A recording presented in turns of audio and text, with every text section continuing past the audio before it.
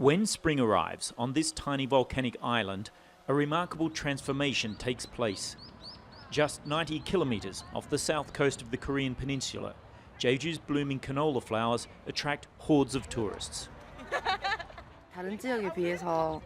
In other parts of Korea, tourist spots are scattered around, but here in Jeju, everything is in one place. During a 3-day trip, you can see flowers, the ocean, and also the mountain. Jeju is one of the few places in the world Chinese can visit without a visa. Their spending more significant than any foreign country. But this year, the Chinese stopped coming. And this is why.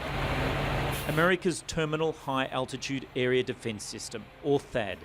China sees this new missile defense system as a threat to be used to spy on its military.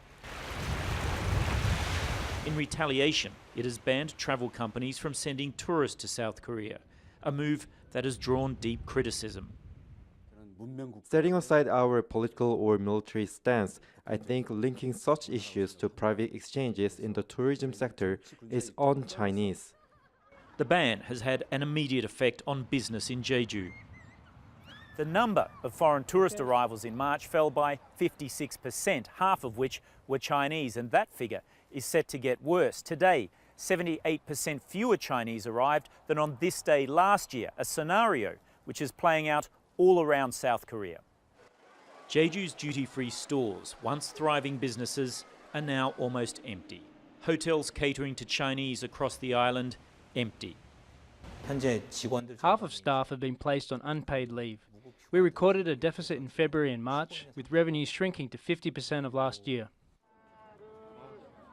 But the island is rethinking its focus, retooling and concentrating on new markets.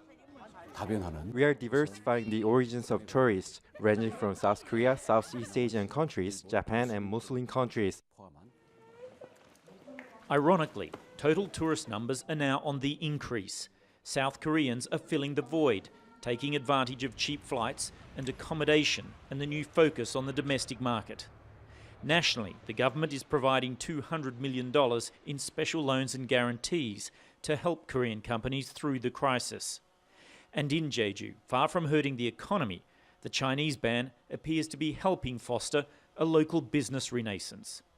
Craig Leeson, Al Jazeera, Jeju, South Korea.